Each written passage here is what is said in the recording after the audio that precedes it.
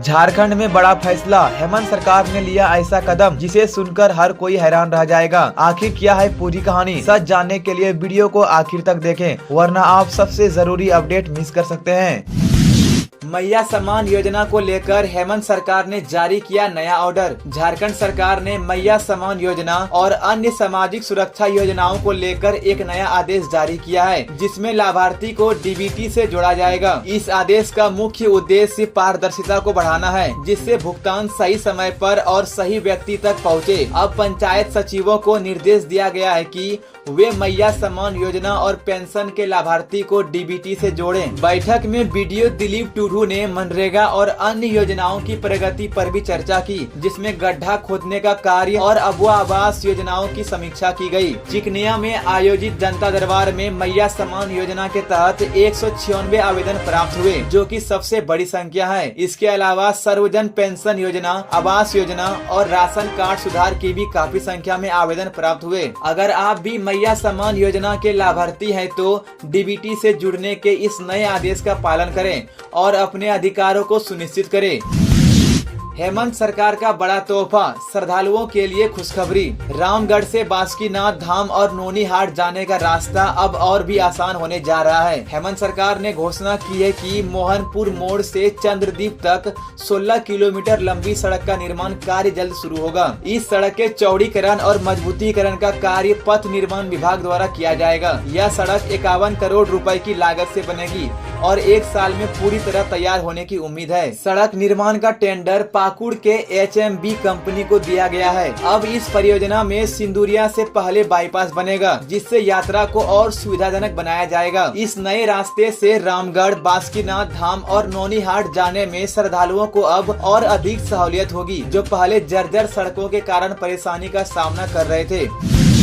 Ambulance चालकों की हड़ताल से कोडरमा की हेल्थ सिस्टम पर पड़ा सीधा असर, मरीजों की जान अब भगवान भरोसे। शुक्रवार से शुरू हुई इस हड़ताल के बाद इमरजेंसी में भर्ती मरीजों को समय पर दूसरे अस्पताल पहुंचाने में काफी मुश्किलें हो रही है। एम्बुलेंस न मिलने के कारण परिजनों की परेशानी बढ़ गई है। एम्बुलेंस कर्मचारियों का आरोप है कि हर साल आउटसोर्सिंग कंपनी बदलती है और 2 से 3 महीने की सैलरी दबा ली जाती है। साथ ही 108 एम्बुलेंस की हालत भी जर्जर हो चुकी है और रिपेयर का खर्चा भी उन्हें खुद उठाना पड़ता है। दूसरी तरफ सदर अस्पताल के उपाध्यक्ष डॉक्टर रंजीत कुमार का कहना है कि हड़ताल की कोई औपचारिक सूचना नहीं मिली है, लेकिन आपात स्थिति से निपटने के लिए अस्पताल प्रबंधन के पास 8 एम्बुलेंस तैनात है। कोडरमा जिले में कुल 16 एम्बुलेंस है और 64 ड्राइवर और स्टाफ बहाल किए गए हैं, लेकिन इनमें से ज्यादातर फिलहाल हड़ताल पर है। अब सवाल ये उठता है कि क्या सरकार इस गंभीर स्थिति का समाधान करेगी या फिर मरीज इसी तरह परेशान होते रहेंगे।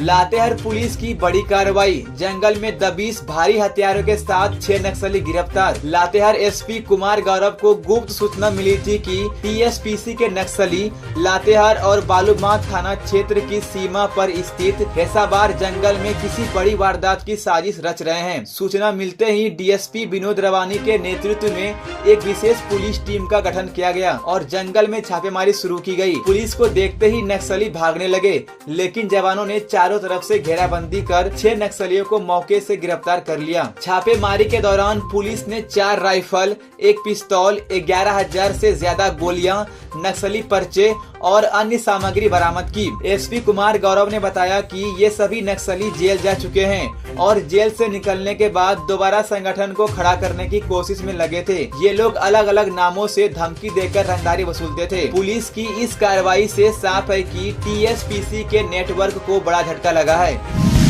गढ़वा की सड़कों पर उमड़ा जनसैलाब, वक्फ बिल के खिलाफ मुस्लिम समुदाय का बड़ा प्रदर्शन। अल्पसंख्यक अधिकार मंच के बैनर तले शनिवार को हजारों की संख्या में मुस्लिम समाज के लोग मजियाओ मोड़ से टाउन हॉल मैदान तक पैदल मार्च करते हुए पहुंचे और केंद्र सरकार के खिलाफ विरोध जताया। इस विरोध प्रदर्शन में पूर्व मंत्री मिथिलेश कुमार ठाकुर ने भी भाग लिया और विरोध दर्ज कराते हुए कहा कि वक्फ संपत्ति पर मुस्लिम समाज का ऐतिहासिक और धार्मिक अधिकार है, इसमें हस्तक्षेप संविधान विरोधी है। सभा के दौरान वक्ताओं ने केंद्र सरकार पर अल्पसंख्यकों के अधिकारों को कुचलने का आरोप लगाया और कहा कि अगर यह बिल वापस नहीं लिया गया तो आंदोलन को और तेज किया जाएगा।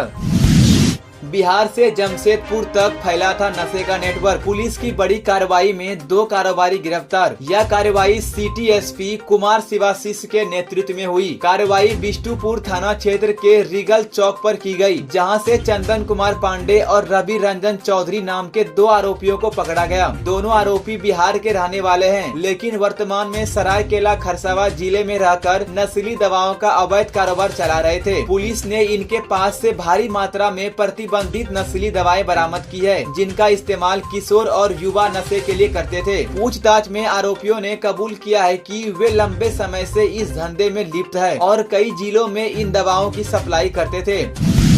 हनुमान जयंती पर श्रद्धालुओं को बड़ा झटका। चोरों ने मंदिरों को बनाया निशाना। दान पेटी से 13,000 गायब। चोरों ने धर्मपुर मोड़ स्थित हनुमान मंदिर और पास के ही शिव मंदिर को निशाना बनाया। हनुमान मंदिर के पुजारी अशोक द्विवेदी के अनुसार रात में मंदिर बंद करके गए थे, लेकिन सुबह खिड़की टूटी हुई और दान पेटी गायब मिली। दान पेटी में करीब 5 से 7,000 रुपए जमा थे, जो हनुमान जयंती की पूजा और सजावट के लिए रखे गए थे। वहीं पास के शिव मंदिर में भी चोरों ने ताला तोड़कर 6,000 रुपए चुरा लिए। पुजारी दयानंद मिश्रा के अनुसार चोरों ने शिवलिंग के नग को भी नुकसान पहुंचाने की कोशिश की, लेकिन सफल नहीं हुए। ध्यान देने वाली बात यह है कि पिछले 2 दिनों में 3 मंदिरों में चोरी की घटनाएं हो चुकी है। स्थानीय लोगों ने मंदिरों की सुरक्षा बढ़ाने और चोरों को जल्द पकड़ने की मांग की है। झारखंड के लेटेस्ट न्यूज को सबसे पहले देखने के लिए हमारे चैनल को सब्सक्राइब जरूर करें।